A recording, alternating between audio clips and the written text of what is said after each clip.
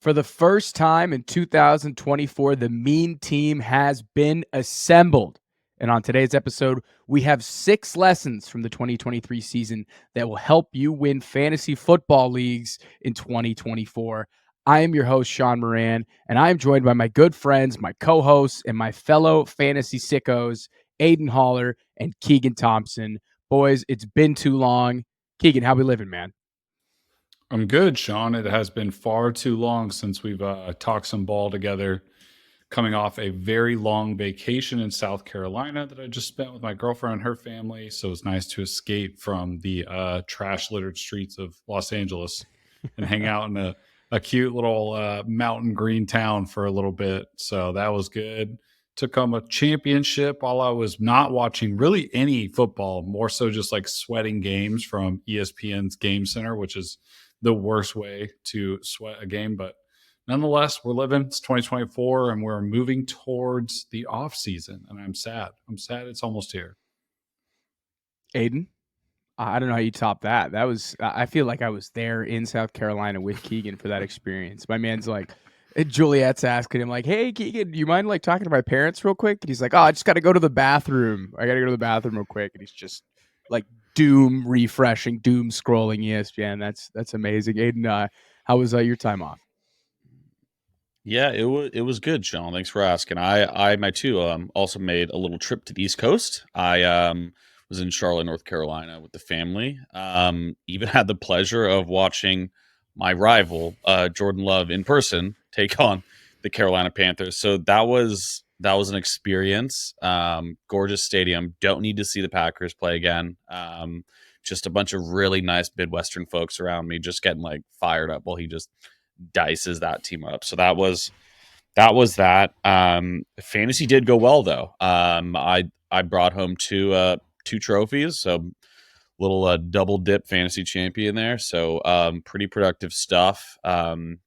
Feeling good. What else is going on? I'm on the timeline just fighting for Justin Fields. I'm not gonna lay down my sword until he's gone. But yeah, things are good, man. It's a bummer that we're at the end here, but it's time. It's time to put a bow on the season. We've we put a lot of work into this, but it's time to kind of change gears and get into the off season. Wow. Both of you are expressing like sadness that the season's over. I'm relieved. That was a grind. Sorry, you can't relate. You don't know what it's like. We've been staring at mock drafts, PFF mock drafts for the past 2 weeks, Shaun, and I'm sure Aidan's going through it worse than 2 weeks. I get so stressed when I think about what's coming. I get 2 weeks off. I get this week off. The Niners are resting their starters, and we clinched the 1 seed. So I get 2 weeks off before I sit on a couch and my stomach starts turning, my mouth goes dry, and my feet go numb because I'm so stressed watching playoff football. So I'm very excited. Must be nice. I'm very excited about what's to come for the 49ers. Yeah, must be nice. Getting humbled by future MVP. Thank you, Lamar, also, because that won me some money, so I appreciate you at the same time. Getting humbled by future MVP Lamar Jackson was definitely a good little reminder of what's at stake, because the Niners haven't lost much this year, so it was a good reminder of what's at stake with football, where losing just sucks. It doesn't feel good at all. But in terms of my break, I went to Utah, was hanging out with my brother, hanging out with my fiance, my 2 dogs. We went to Zion, we went to Bryce Canyon. It was a great time. Took home a couple fantasy chips. I might get reported to HR. I had multiple 200 bombs against my coworkers who are I don't know why they let me get CeeDee Lamb and CMC on the same team, but I had it. So thank you. I appreciate that, my coworkers. And then, won a home league against us, a guy that all of us were rooting against to lose. Ronick, if you're listening, it's not personal, man. That was huge. I was getting side texts from people being like, "Thank you for what you did. We really we literally conspired against him and made memes in advance. I was distributing memes. I'm not even in this league. I was distributing. I almost jinxed Shaun. I get out of Bryce Canyon. I do a solo hike in Bryce Canyon. I check my phone. I'm projected to beat him by 40, and I see a meme drop, and I'm like, "Oh, that's pretty funny." And then I put my phone down, check it 20 minutes later, and I'm only projected to win by 20. And I'm like, "What's going on here?" Anyway, thank you, Lamar. Brought me home that ship. Thank you, Puka. I'm gonna name my first child Puka Nacua Moran, whether it be a man or a woman. Thank you for what you did this season. No, you'll name your girl Sade. Sade, love you, Rachaad White. Got you in Dynasty, so we'll be riding again next season. But yeah, it was great to take a little step back from fantasy. It's been a grind all season. This is the first time we've made, what was it, like 3-4 months straight worth of 2 to 3 episodes per week. We have full-time jobs here. We're working our asses off trying to make the best content for all you guys. Didn't mean to leave you hanging here at the last week of the season, but trust your gut. You guys got here for a reason. You got excellent teams. We took some time back for ourselves, but we are back and we are officially in off-season mode. So a couple programming items here before we jump in today's episode. We're officially in off-season mode, which means we're going to start making more dynasty-specific content leading up to the NFL draft in April. So we're going to be covering the Senior Bowl in February, the Combine in March. We're going to be covering NFL free agency. And, we'll be doing draft awards after the draft, and we'll be talking ad nauseum about the NFL draft in the month of April.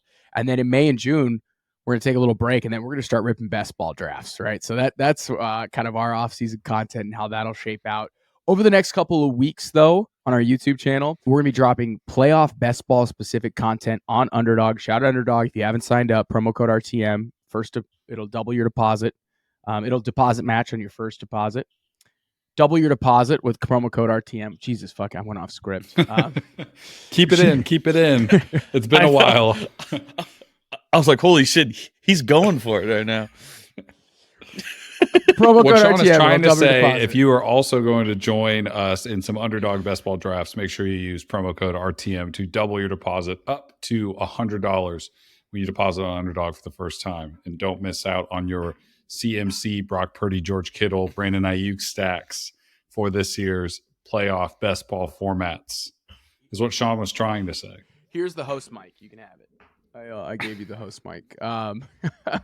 Okay, so thank you, Keegan, for doing that. And then outside of Dynasty, playoff best ball content, we're going to be covering the remainder of the NFL season with weekly gambling-focused episodes that will preview each week of the NFL playoffs with some of our favorite picks on Chalkboard Sports. So we're going to have Chalkboard content, Underdog content. We shout out our partners, the Regression to the Mean podcast. We can't do it without them. Promo code RTM on each site. You know the deal. And on today's episode, the fantasy season, much like 2023, is over, which means it's a good time to look back and reflect on some of the things that we learned in 2023 that will help us win big in 2024. We each came prepared for today's episode with 2 lessons. And I'm super excited about this episode because we get to take a step back from rankings, waivers, all the stuff we put out weekly, and we get to analyze what was truly a wild NFL season. We can all say NFL seasons are wild, but whatever. But let's some of the facts from 2023. Joe Flacco won people fantasy leagues. That happened. Like that was a thing that occurred, and that happened. He was the starting quarterback in my big money league that a guy streamed and won the title with, which is insane. Kyren Williams was the best non-CMC RB in the league. And it wasn't just stats, it was eye test too. Christian McCaffrey, who has been oft injured for 2 or 3 seasons, he advanced close to 60% of the teams that he was on to the finals on ESPN, and then promptly got hurt in the middle of the game. And Justin Jefferson was one of the worst picks in fantasy this year. So the 101 curse lives because you drafted 3 years ago. If you drafted CMC, he barely played. 2 years ago, if you drafted JT, he barely played. And this year, if you drafted Justin Jefferson, he barely played. So is the 101 The main curse, lesson from the 2023 season is we don't know anything. No, you straight up. We know nothing. We don't. End the episode, unsubscribe. Okay.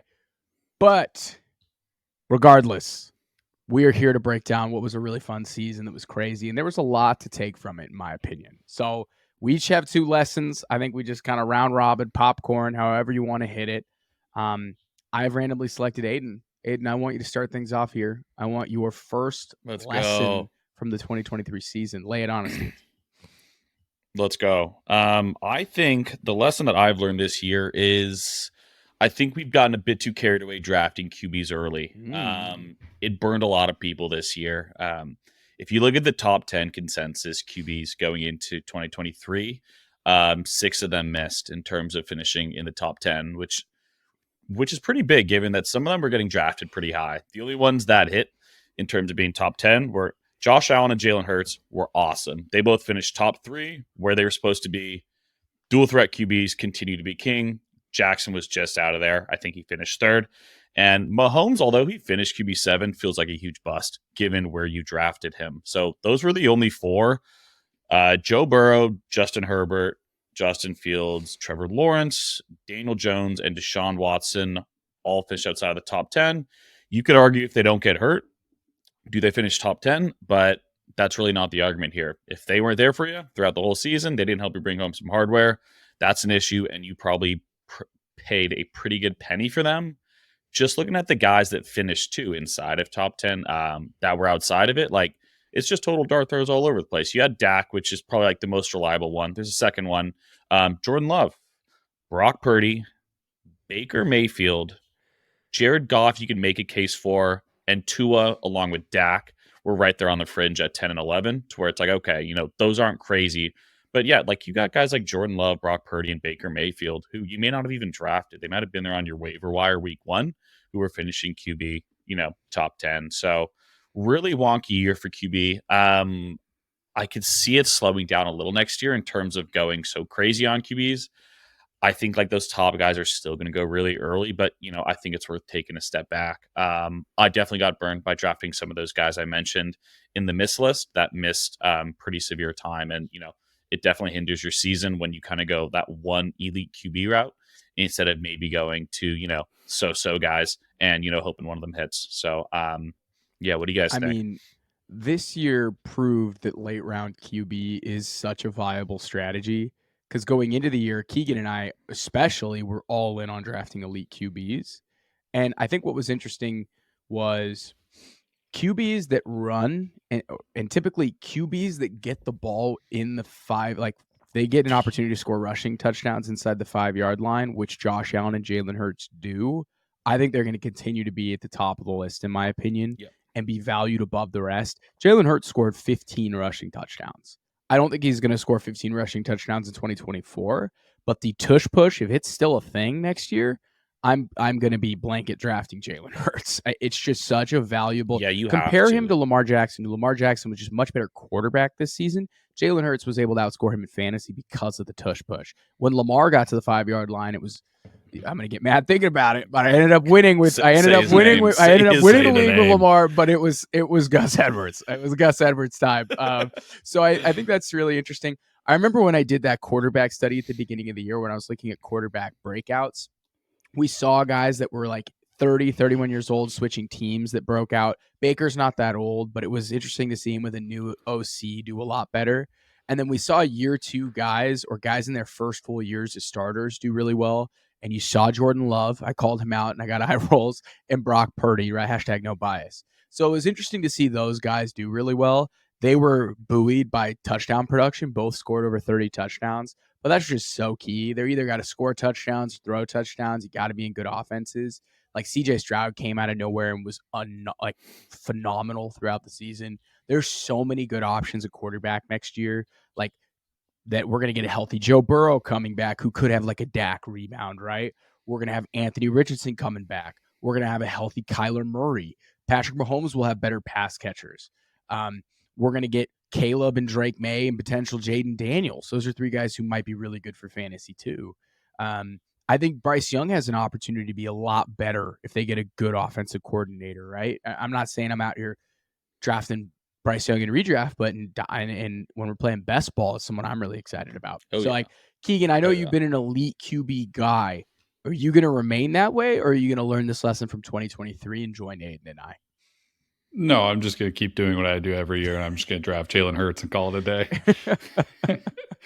If you get the right one, it's like it doesn't matter. It pays off. I mean, basically my quarterbacks this year were just Jalen Hurts, like among all my redraft teams. Like that's what I ended up with, and I had like one Herbert team that I replaced. But I do agree with the point where it's like they have to have a rushing floor to justify the draft capital. Like I think the Mahomes overestimating is what burned people the most this year. Is just like Mahomes will continue to be Mahomes and put up statistical numbers that can break that QB mold without actually having a true rushing floor. But it showed this year just how important it was with Josh Allen and Jalen Hurts, and they separate themselves from the pack. So I'll definitely be wary of it, but as long as the tush push remains the same, if the Eagles offensive line stays the same, or for the most part the same, I'll still be looking at Hurts next year early, and I'll probably maybe dip my toes in some Josh Allen waters, but there's definitely going to be a range of pocket passing quarterbacks that I'll avoid, because like the Herbert team I drafted this year, I could have easily gone with a Jordan Love or a Stafford or something like that late in the drafts, right? And had a more well-rounded team, because you spend 4th or 5th round draft capital on those pocket passers that you think are going to light up the league. And even if they do light it up, even if they do throw for 4,500 yards, the amount of touchdowns you would need from a passing quarterback to make him a like top 5 finish quarterback like safely are pretty outstanding. So 30. It's definitely something you need to be. Yeah. You need like 30. Two guys that aren't running quarterback. I mean, two guys that are running quarterbacks that next year, because this is interesting. I pulled this from Fantasy Points data. Guys that had over 40% inside the 5 running percentages were Josh Allen and Jalen Hurts. Jalen Hurts, 47% of his rushes came with inside the 5-yard line. Josh Allen's Insane. 41%. We love that. Two guys with over 30% this year that I think could have huge rushing touchdown production seasons next year. Anthony Richardson, Kyler Murray. So I think we're going to see a little bit more Konami code quarterbacks next year if these guys are healthy. Oh, for sure. But it was really interesting to see pocket passers crush in 2023, and they just were a lot cheaper. So I love that, Aidan. I think that's a great lesson. Keegan, what's your first lesson you want to highlight here from 2023 for 2024? I just want to write a note to my future self that I wish past self had done this year to, like a real football team, you need to think of the variance of your roster between vets, like proven vets, or rookies, because I over dipped my toes in the rookie pool this year. They're so exciting. They're they so are really exciting. And I'll get to the end of the.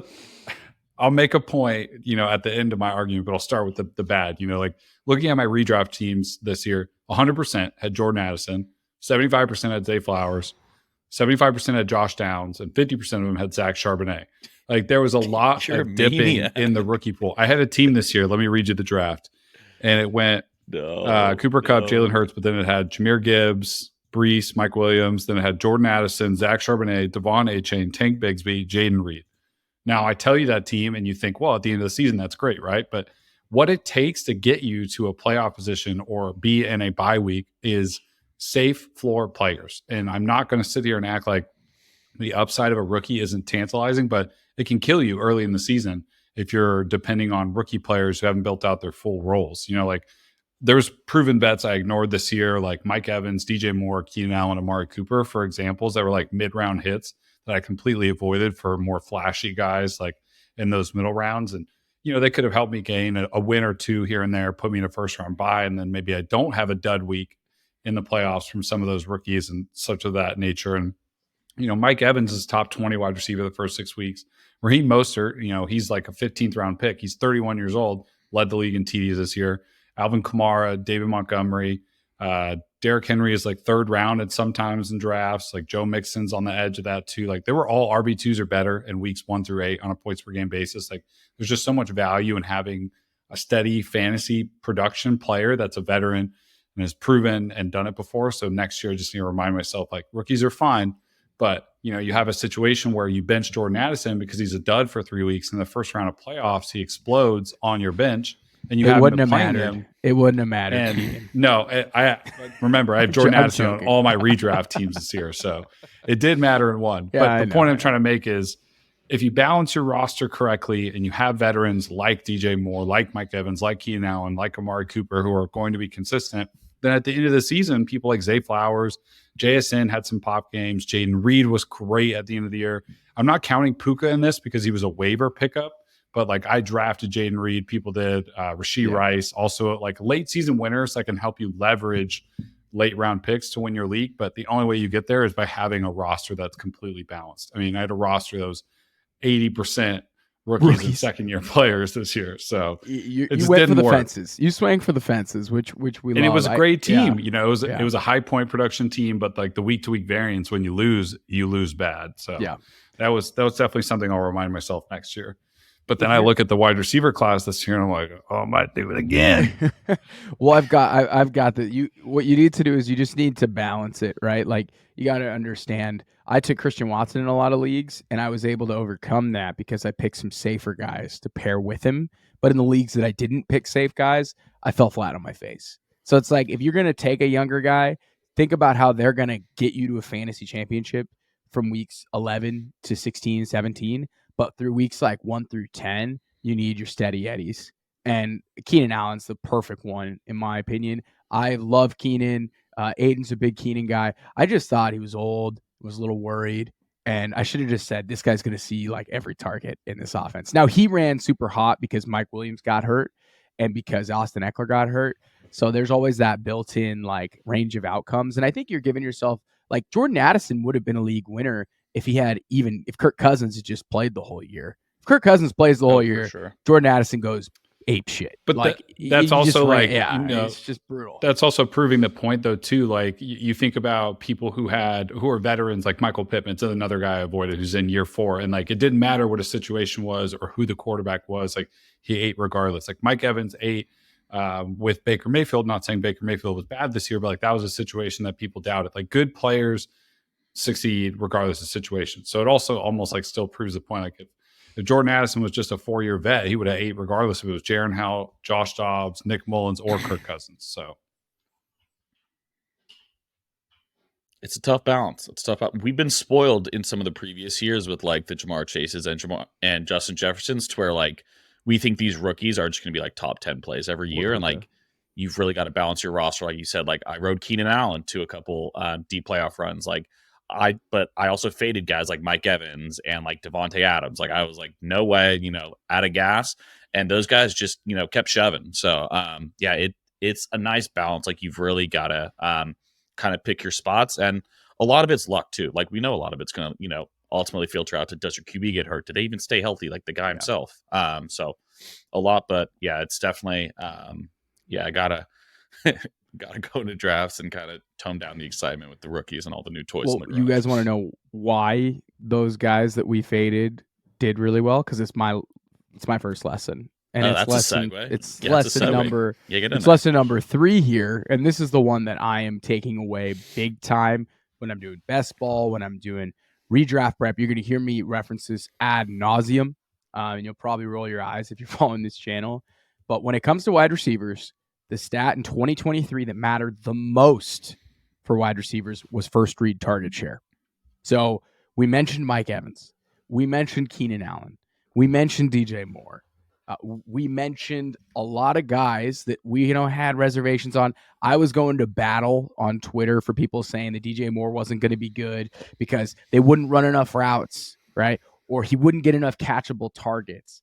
But none of that stuff mattered in comparison to first read target share. So I did like a correlation. I hashtag spreadsheet socialist, hashtag virgin. Yes. I did a spreadsheet correlation essentially where I download all the data and I essentially find what stat was the stickiest to fantasy point per game production in 2023.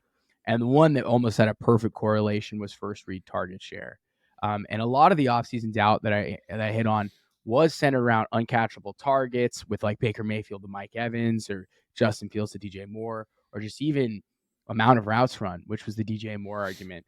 And routes run was a little bit sticky, 0.82 correlation. So not even as strong as 0.96, but a little sticky. Catchable target rate was not even close. It had no correlation to fantasy point per game production. So we can dunk on people that say that next offseason. What became the most important thing was offensive play callers scheming up first read targets for alpha wide receivers in their offense. By far and away the most important thing. And I'd say the key to finding wide receivers who can overcome so-so situations lies in whether or not an offensive coordinator is going to rely heavily on an RPO scheme. So if you're familiar with read, run, pass option, quarterback gets it, scans his first read's open, he keeps the ball, throws it to his first read. If you want to know what it looks like in practice, go watch the Indianapolis Colts. It's all that fucking Shane Steichen calls, dude, just spams it over and over again, and it's super effective. Why that matters is it's so first read dependent, And it's reason why Michael Pittman had such a phenomenal season, because he's peppered with so many targets, catchable targets, schemed up over the middle of the field, very winnable routes. In 2024, when we're looking at wide receivers in so-so situations, or we're trying to find breakouts for wide receivers, I think where I'm going to personally look is wide receivers and RPO heavy schemes. So if Shane Steichen's OC gets swooped and he's like an OC somewhere, he becomes a head coach somewhere else, I'm going to be very excited to be drafting that number one wide receiver, because that guy is going to get force-fed targets. Two guys that I'm really excited to draft next season, because Jordan Love had a super high RPO percentage and Lamar Jackson had a super high RPO percentage. Mark Andrews has been hurt. OBJ probably doesn't re-sign. We'll see how that goes. Nelson Aguilar, I don't know. Rachaad Bateman, we'll see. I think Zay Flowers is going to have a phenomenal sophomore season, being the primary guy in that offense for first read targets. We'll see how Mark Andrews comes back after that ankle injury. And then another guy I'm super excited to draft is Jaden Reed. I think he's going to see a ton of first read targets next year in an RPO heavy scheme with Green Bay. So I'm curious to know, what are your guys' thoughts? It's so interesting to see Mike Evans pop up here. We had no idea what Dave Canales was going to run with the Buccaneers. We had no idea how easy he would make Baker Mayfield's life, and it makes sense, because Baker Mayfield doesn't throw over the field as much, and Mike Evans is his first read. Makes sense why Chris Godwin took him the whole year to get going, right? Considering that's how the offense was built. So I'm curious to know your guys' thoughts on first read target share. Is this something you guys can be looking at going into next season? Yeah, one of the lessons that I also had, me totally shocker coming to the table with extra lessons than we're supposed to bring, but play callers matter, exactly what we're saying. First read target share, the schemes that they're in there matter. I faded Michael Pittman, but just because I don't love the situation in the Colts doesn't mean I should doubt Shane Steichen to get the ball to Michael Pittman. Puka Nacua playing with Stafford and the Sean McVay system with new OC Mike LaFleur was as good as it gets. And when he pops off for 12-plus target game in his first ever career game, it's probably okay to believe that that's the case and not have any doubts. Michael Pittman finished with 16.2 points per game in PPR scoring this year in that offense. Didn't matter who the QB was. There's other examples, too, of maybe not in this first read target share example, but just good offenses and good coaching in general. Tank Dell and Nico Collins with Bobby Slowick offense was great for their production. They both finished as top 18 wide receivers in points per game, averaged with 8 games played minimum. You mentioned Mike Evans, 10th straight 1,000-yard season with Dave Canales after he had that amazing season with Geno the year before, and kind of coached him back to relevancy and helped him kind of emerge as such a valuable passer, and their offense was great because of it. The Vikings, JJ Hawkinson were top 21 points per game players in PPR points, and Jordan Addison was player 38 on that list, because of Kevin O'Connell. And then, of course, there's always Kyle Shanahan as well, too. Debo and Ayuk, both top 12 fantasy wide receivers, CMC number 1 running back. First read target share, coaching, play callers, it all matters. Aidan, do you know what this makes me think of? There's only one man that I'm thinking about right now, and I'm steaming.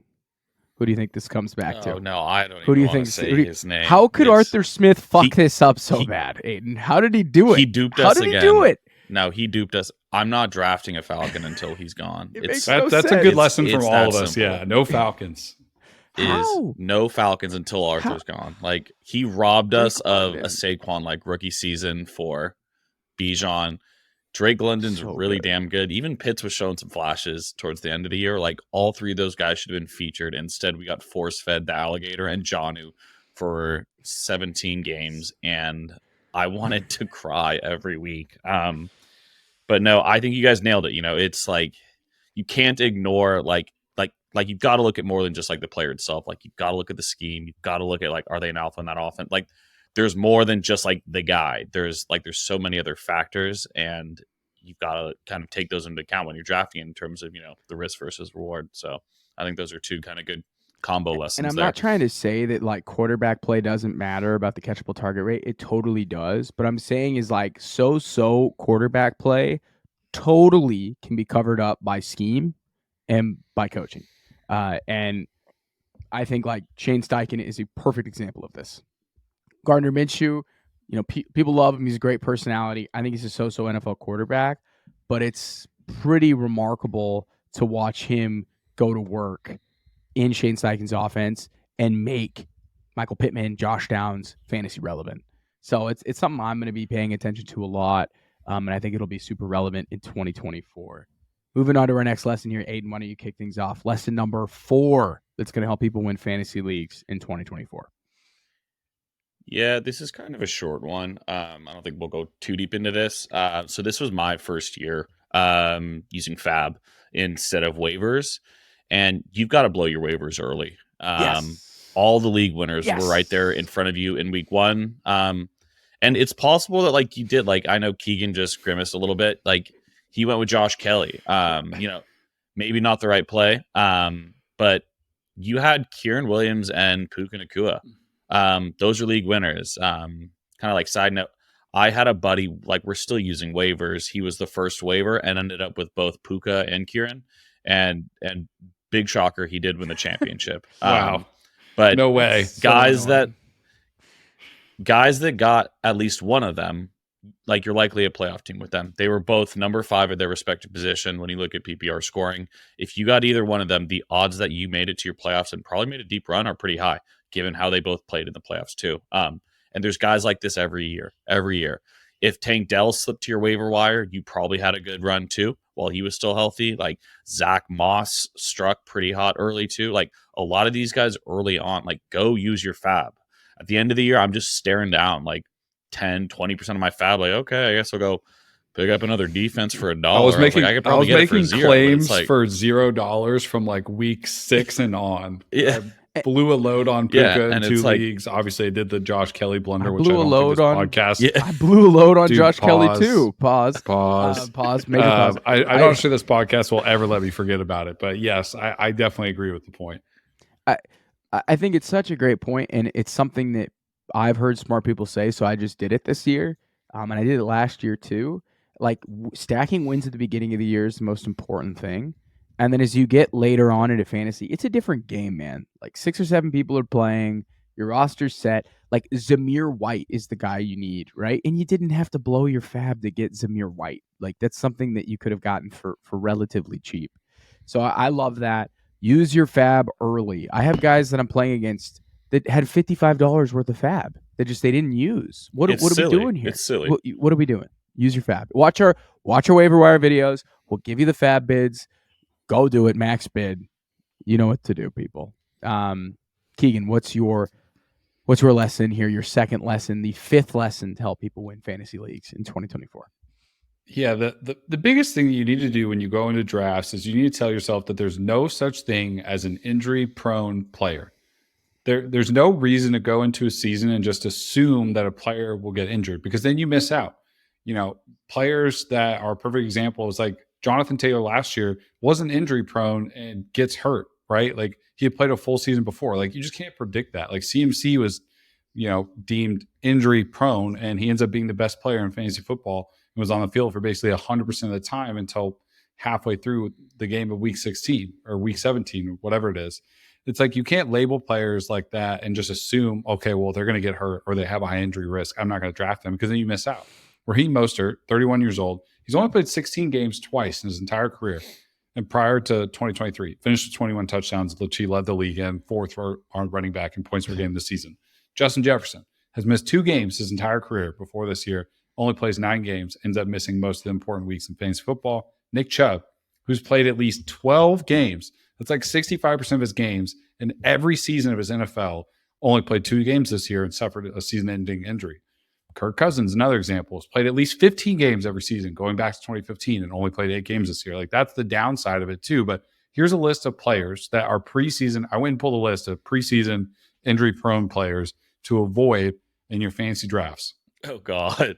This is going to be good. Breece Hall, coming off an ACL injury, number 8 running back in fantasy points per game. DeAndre Swift, pretty good season for DeAndre Swift. 26 running back in fantasy points per game. He would have been a top 10 play if he didn't play with Jalen Hurts. Lamar Jackson, people said to avoid him because of his injury concerns the past 2 years. Number 4 QB in fantasy points per game. Isaiah Pacheco coming into the season really banged up. Number 11 in fantasy points per game. Joe Mixon, who's often on the injury report. Number 13 running back in fantasy points per game. Deebo Samuel, injury prone, gets high usage. We talked about this in the season. 11th pass catcher, not just wide receiver, 11th pass catcher in fantasy points per game. George Kittle, another 49er here. Very injury prone player, like tag all the time. He's the number 41 pass catcher in fantasy points per game and the number 6 tight end in fantasy points per game. And James Conner, number 15 running back fantasy points per game. These are all lists that I cross-reference from multiple fantasy articles touting these players as injury prone. Like, you just can't go into a season and assume that a player will get injured or will not get injured. Like, that's how you're going to miss out on valuable players. And if a player gets injured, it happens. Like, I just listed off all the other players that did get injured who haven't missed time before. Like, you're not going to sit here and predict. Like, there are maybe some indicators, but Breece Hall came off an ACL injury and he ended up being a late season league winner. You know, he was so key for the fantasy playoff push. Now, the opposite is also true of Javonte Williams, who just like hasn't been the same. Jonathan Taylor missed time again, but you have to tell yourself that nobody's injury prone. You have to treat them all with a clean slate. I feel like that's how you get your best opportunity to draft good players.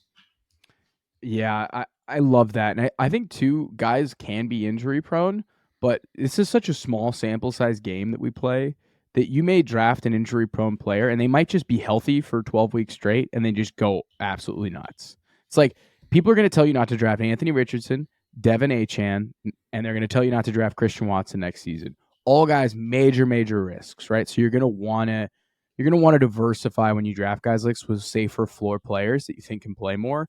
But no one was talking about Joe Burrow being injury prone. That wasn't exactly a thing. Like it. The thing is you want to draft good players. If some of them have a higher likelihood of being injured, that's fine. If they play running back, they all have a higher likelihood of getting injured. Guys that play running back get hurt. That's just how this works.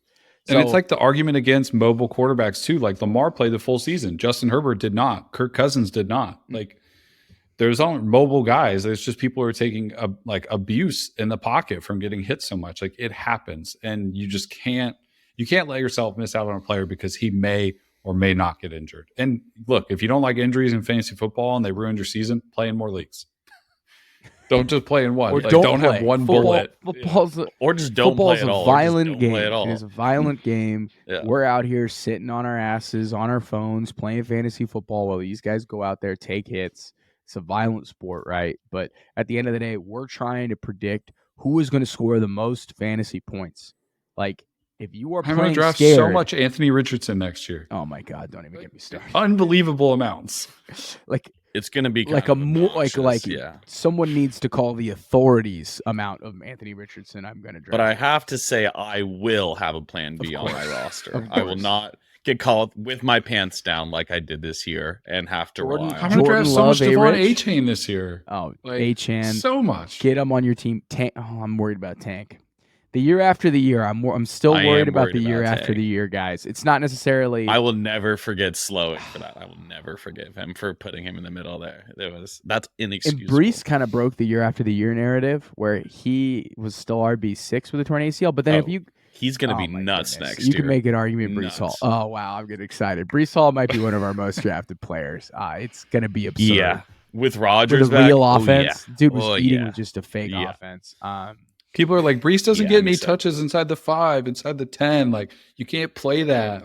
Whatever you say, man. PPR with running backs, it's always what you need are receptions and you need touchdowns. If that guy can also like hit big plays, you're cooking with gas. And Bro, he had almost 1,200 yards from scrimmage a year removed from the ACL, and I'm pretty sure he was like top 3 in running backs and receptions this year. We're transitioning to a really good. It's just working. It's kismet here because my last lesson here, lesson number 6 to help you win fantasy leagues in 2024, highly related to Breece Hall, and that is if you draft year 2 running backs, good things happen. It just happens. If you just said I'm going to build out my team with all year 2 running backs this year, you would have done quite well. And a team that I won this year in fantasy, I went 0 RB, where the first running back I took was Alexander Mattison. People gave me a lot of shit. I did not plan for it to go that way, but it's just kind of how the chips fell. And I ended up with a lot of year 2 running backs, and it worked very well for me. And I'm going to say this blanket statement in 2023, drafting year 2 running backs or picking them up off the waivers was the best bet you could have made in fantasy. So here's some of these guys on where they were drafted and where they finished. James Cook. On Sleeper, his ADP was 85. He finished as the RB11. Rachaad White, his ADP was 75. He finished as the RB6. Brian Robinson, his ADP was 98. He finished his RB21. Kyren Williams, he was undrafted. Doesn't have an ADP anywhere I could find it. Finishes as the RB5. Breece Hall, RB36, RB4. Isaiah Pacheco, ADP 74, finished RB13. Jerome Ford, ADP 221, finishes as RB14. Jalen Warren, ADP 121, finishes as RB20. Ty Chandler's a year 2 running back. Waiver wire stash, who had some nice weeks in the playoffs. Zamir White, waiver wire stash, who had some really nice weeks in the fantasy playoffs. There were some misses, though, from year 2 guys. Dameon Pierce, ADP 51, RB 54 finish. That one stings. Kenneth us, Walker's man. a miss too, and it ready. sucks because he was injured. Kind of a weird year. ADP 42, RB 19 finish. And those two coincidentally come from the dead zone. So if you're drafting running backs and they're in the dead zone, that shit's still. I don't know how it works, man, but the dead zone is very We true. warned if you. If We warned you you. stay away from it. There are always guys you can try and skate the dead zone with. Like Breece was kind of a dead zoney guy. Jameer Gibbs was kind of a dead zoney guy, whatever. I think they're a little bit higher. Well, Rachaad's in the 7th round, so it's not even dead zone's 3 to 6. Yeah, he was right. Yeah, on right on the cusp. He was on the cusp. You didn't have to pay too much. James Cook became kind of a dead zone guy towards the end too. Yeah. James Cook was a 7th, 8th round. They didn't fit the bill. Like they didn't fit the bill of like the dead zone. They were like right as like you get out of like a scary like haunted house maze. They're just like they're on the other side, and it's like, oh, this is nice. And then when you look at year 2 running backs in 2024, I'm gonna fall out of my chair. It's the Vince McMahon meme because we loved this draft class. We loved this draft class when we were covering it last year. Here is the list of year 2 guys next year: Jahmyr Gibbs, Bijan Robinson, Zach Charbonnet, Devon Achane, Tyjae Spears, Roschon Johnson, Kendre Miller, Chase Brown, Evan Hull, Chris Rodriguez, and Tank Bigsby. I'm just going to be drafting so many year 2 guys with elite wide receivers, and I'm going to feel pretty confident with Anthony Richardson. That's going to be my build. That's the formula. Evan Hull was a sneaky add in there. Yeah. But I loved he the looked list aside so from good that. before he got hurt. He had that season-ending knee injury. I know. Like, I'm just like, I was fired up for this, and I was like, and then I was like, okay, I'm back in. Once he got to the next thing. I'm telling you guys. I thought he was going to sneak in Sean Tucker in there. Yeah. You had to play a little bit. Zamir White didn't. Zach Zamir Evans. White and Tank Bigsby, I think, are going to be similar in the sense that Zamir White, a lot of people liked him. He didn't play at all. And they thought he was going to push Josh Jacobs for carries. Didn't happen. I think something similar happens next year with Tank Bigsby. I think if he gets the opportunity to play, he's going to look a lot better in year 2. But I love all of these guys. They're going to be such good picks in best ball. They're going to be great picks in redraft once we have an idea of what their coaching staff is going to do and how they're going to be leveraged. And especially these higher drafted year 2 guys, like Charbonnet is going to get run next year. Like he's just going to. I don't know how that He's affects too good Kenneth not Walker. And Tyjae I don't and know what Achane. they're going to, yeah. You're going to hear guys, the BMI bros are going to tell you Tyjae and Achane aren't going to be everyday runners in the NFL. Well, the size of running backs is changing. Look at some of the best running backs in the NFLs this year, and Kyren. CMC's obviously clears the 200-pound threshold. James Cook. Jameer White. Sade's actually kind of big. Pause. Jameer White? Did I just hear a James White, Jameer Gibbs crossover? Jameer Gibbs. I think the size of NFL running backs is changing, and I think you're going to see some really like Tyjae is someone that they probably draft somebody to complement him if Derrick Henry leaves. But God, if Derrick Henry leaves, I'm gonna draft him so much. He's James I Cook, really am. Like receiving running back who's going to eat, dude. He's like the second round or the second year running back, I think, that like has the clearest path to the largest workload. Like Sharp and Kenneth Walker will still work together, but I put Rojo in there too.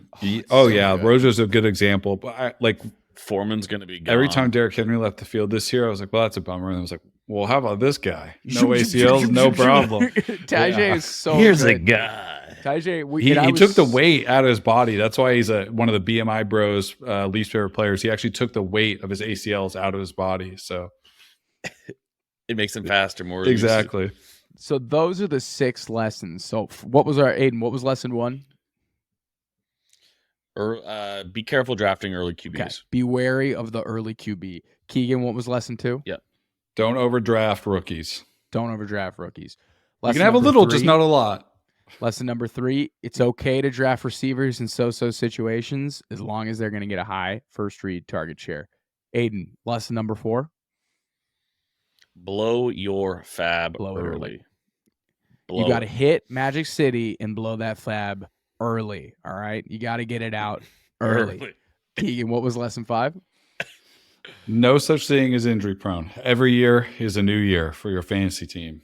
So you're telling me I can draft Christian Watson again. Okay, we love that. Of course you can. And lesson number 6, More draft for you. year 2 running backs, good things happen. You take those 6 lessons, print it out, put it on a sheet, put it on your computer screen, make it your screensaver, look at it every day. You're doing crunches at the gym thinking about these 6 lessons. It's going to win you money in 2024. Do we guarantee it? Do we promise? Do we do that here? No, we don't do that. Guarantee it. What was 3 in the air, 2 in the ground? What was your prophetic Daniel Jones? That was like the highlight of the Giants season. Oh, that was awesome! I can't believe I called that shot. 2 in the air, 2 on the ground for Danny Dimes. Yeah, that was badass. Get healthy, Danny. Yeah, we that miss was you, huge. We miss you. We miss you and so Greg. much. I don't miss him that much. We miss you so anymore. Oh, I do. He won me a chip last year, dude. That week 17 performance last year was tears to the eyes special. Yeah, that was awesome. That's it. I mean, we'll probably do an awards for the season, right? We got to hand out some awards. Yeah.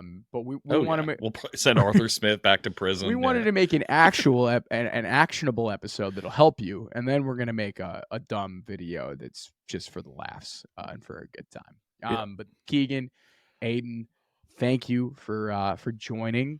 Anything to say to the mean team before we get out of here? I hope your NFL team's in the playoffs and you have more fun this playoff season than me. Because I'll be watching on the sideline for the But week 18 you can end the Packers season. I mean, come on, that's basically a playoff game. Yeah, but then but then it's not. Yeah, and then I have to fight people without avatars on Twitter for 3 months while Justin Fields is the better option, and it's just like I'm just going to war. It's me putting on my armor like Troy. I think right I'm now, doing so, it. I'm fighting with you. Even though I really like Caleb and Drake May, this is not a diss on them. I think I like Fields and picks. Keegan, anything to say to listeners before we jump? Cheers to 2024. I hope you all had a good 2023. And I'm not a New Year's resolution guy, but I hope you guys are all finding some new life in a new calendar year. Keegan Shout actually out to the mean team. Is anti-resolution. He picks things to make his life worse every year. That's what he does. Correct. It's just like these are things I'm focused on. I'm not grinding hard enough. How can I make the grind harder? I'm trying to grind less in 2024. That's the play. Well, thank you guys. This was a great time. Thank you, everybody, for tuning in. If you haven't had a chance yet, you know what to do. Hit the subscribe button. We're coming at you 2 times a week in the off. Yeah, 2 times a week in the off season. 2 times a week. We'll be around. We'll be around. All right, everybody. Thank you for tuning in. Until next time.